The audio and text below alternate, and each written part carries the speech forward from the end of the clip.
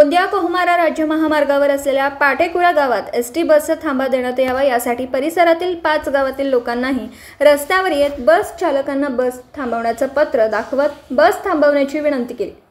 तर गोंदिया आगार प्रमुखांनी देखील आंदोलकांची दखल घेत बस थांबवायला मंजुरी दिली। गोंदिया कोहमारा मार्गावर पाटेकुरा गाव असून या ठिकाणी सार्वजनिक बांधकाम विभागाच्या वतीने बस स्थानक देखील बांधण्यात आले।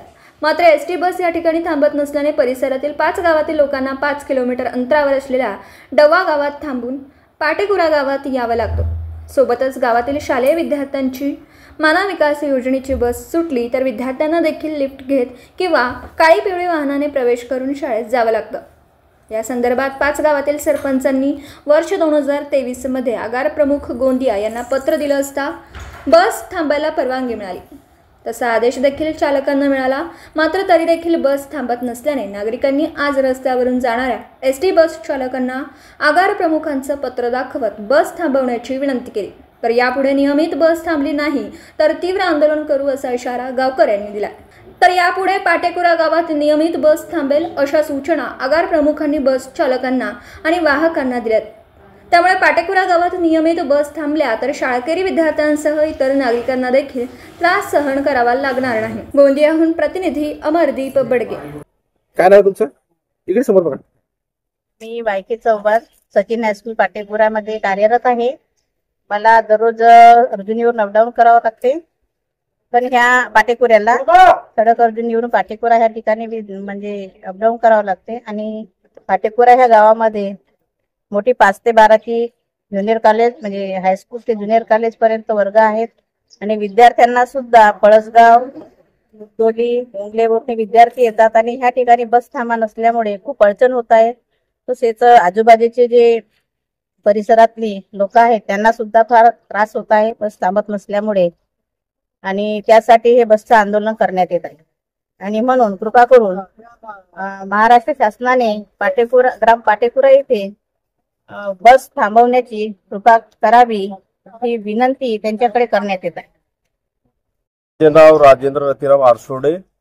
मी जवळ इथून 1 किलोमीटर शेळीतला खाडीपार आहे आणि 2012 ते 17 पर्यंत मी सरपंच होतो तिथला। आणि काय सांगाल इथे बसेस थांबत नाही याच्यामुळे काय अडचणीचा सामना करावा लागतो तुमच्या गावातील नागरिकांना काय सांगाल? मी 2015लाच आगार प्रमुख खासदार साहेब आमदार साहेब त्यांना मी या बससाठी विनंती केला होती, पत्र दिला होती। त्यांची रिसिव्ह कॉपी पण माझ्याकडे आहे 2015 ची।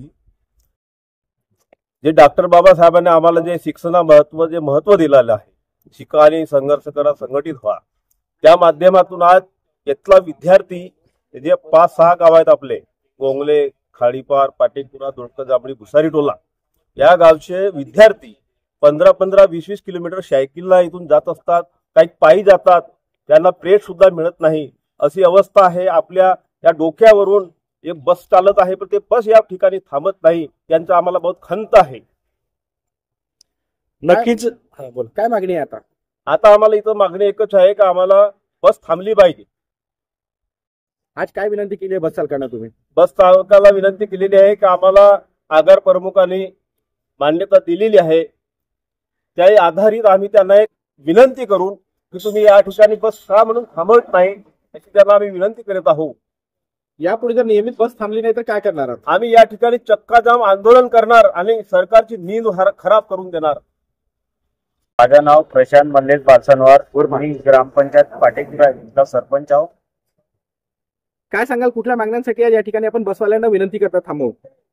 आपला गोंदिया कोमारा रोडवर पाटेकुरा हा गाव आहे आणि ह्या गावाला जोडून खाडीपार गोंगले भुसारी टोला झुरको टोला दोडके जांभळी या गावातील प्रवासी आपल्या इथं येऊन बस करिता आपल्याला थांबा, इथं सुपर बसचा थांबा आहे नाही आणि आपण इथं सुपर बस थांबा करिता याच्या अगोदर 2023 मध्ये पत्र दिला होता आणि त्या पत्राच्या नुसार आपल्याला बस थांबायची परमिशन मिळाली होती। पर कोणतेही बसेस कोणत्याही प्रकारे थांबत नाही आणि इथून येणारा जाणारा त्रास होतो। इथून काली पिली वर बसून विद्यार्थ्यांना जावं लागते आणि त्याचप्रमाणे आम्ही आज हे आपली जे आम्हाला परमिशन मिळाली होती ते परमिशन दाखवून सर्व बस बसवाल्यांना विनंती करतो ड्रायव्हर की इथं बस थांबत काऊन नाही आहे. आणि आम्हाला आज आम्ही करत असताना आम्ही पत्रव्यवहार केला होता. आजच्या दिवशी आम्ही असा करतो म्हणून तर आम्हाला पोलीस स्टेशन मधून जे PSI साहेब आहेत, काळे साहेब, याच्या सहकार्य भेटलं आणि त्यांनी जे बस आगार आहेत तिथून बोलून त्यांनी सांगितलं का तुम्ही आता 14-15 तारीख पर्यंत थांबा. तुमची अगर मागण्या पूर्ण नाही झाल्या तर तुम्ही समोरचा पाऊल उचलाल तर आम्ही येत्या 20 तारखेला भव्य मोठा रास्ता रोको आंदोलन, कोणत्याही गाड्या इथून जाऊ देणार नाही, हा आंदोलन आम्ही पुढं करणार आहोत. बस थांबवले नाही तर माझं नाव साक्षी नरेंद्र कत्रे आहे. मी सडेकर्जनीवरून अपडाऊन करते. मला अपडाऊन करायला खूप त्रास होते. मानव विकासची बसना मी अपडाऊन करते. ती इथे थांबते. कधी कधी अगर नाही थांबली तर आमचे पास दुसऱ्या बसमध्ये चालत नाही आणि आम्हाला दुसऱ्या तिकडून येण्यासाठी दुसरं काही साधन नाही आहे. ह्या पाटेकुरा गावामध्ये बस थांबत नाही, याच्या कारण आम्हाला खूप त्रास होतो आणि कधी साधन नाही मिळाले तर आम्हाला पायदळ पण जावं लागते. म्हणून ह्या गावात बसाची सुविधा करून द्यावी. पाटेकुरा गावातील सरपंचांनी आज रस्ता रोको आंदोलन केला होता बस थांबाच्या मागणीसाठी, काय सांगा? नमस्कार, मी आगार व्यवस्थापक गोंदिया. पाटेकुरा गावचे सरपंच यांच्याकडून आम्हाला निवेदन मिळालं आहे की पाटेकुरा गावाला STची बस ही थांबल्या पाहिजे व त्यासाठी त्यांनी रस्ता रोको आंदोलनाचा आम्हाला इशाराही दिला व त्या प्रकारचं निवेदन दिलेलं आहे. त्यासाठी आम्ही संपूर्ण चालक वाहकांना आपल्या सूचना दिल्या आहेत की पाटेकुरा गावात बस थांबल्या पाहिजे व त्यासाठी सरपंचांना सूचना दिली की आपण एक तिथं विनंती थांबाचा बोर्ड लावावा व त्यासाठी आम्हाला एक नियमानुसार पत्रव्यवहार करावा. जवळपास किती बसेस त्या ठिकाणी थांबतील दर दिवशी तिथं जे आमच्या MLD आणि ऑर्डिनरी बसेस आहेत त्या आम्ही नागपूरपर्यंत जाणाऱ्या संपूर्ण बसेस थांबवू अशी आम्ही त्यांना सूचना दिलेली आहे. सर, मानव विकासच्या ज्या बस चालतात त्या बस सुटल्याच्या नंतर मुलींना ती पास इतर बसमध्ये राहत नाही, त्यासंदर्भात देखील मुलींनी तक्रार केली आहे. मानविकाच्या पासेस ह्या फक्त मानविकास गाडीमध्ये चालतात व त्यासोबतच आपल्या अहिल्याबाईच्या पासेस आहेत त्या इतर मानविकास सोडून इतर बसेस सर्व बसेसमध्ये चालतात. त्या दिवसभरातील घडामोडींचा आढावा घेण्यासाठी पाहत रहा N24 मराठी न्यूज चॅनल.